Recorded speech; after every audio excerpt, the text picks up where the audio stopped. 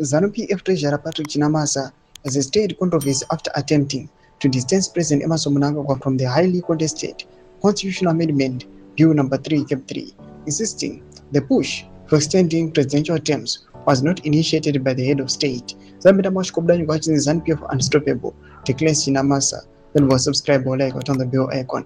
Zim Speaking during an interview with the Citizen Voice Network this week, Chinamasa claimed the controversial constitutional changes originated from public demand other than from Mnangagwa himself.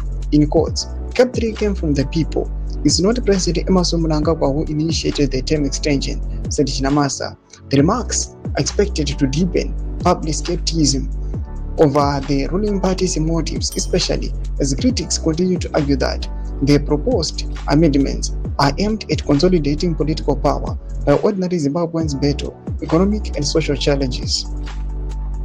Chinamasa also defended the expulsion of outspoken war veteran Blessed Geza from ZANU-PF, saying the party's decisions could not be challenged.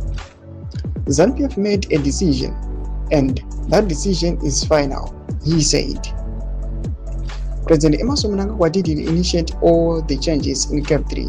They came from the people. ZANU-PF is the largest and most popular political party in Zimbabwe. It's unstoppable, Chinamasa declared.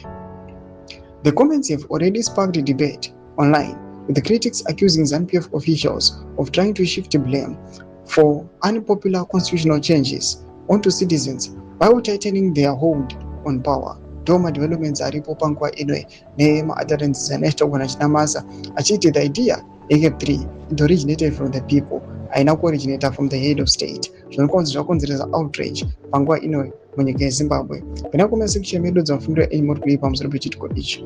Musanga subscribe or like onjere on the bell icon.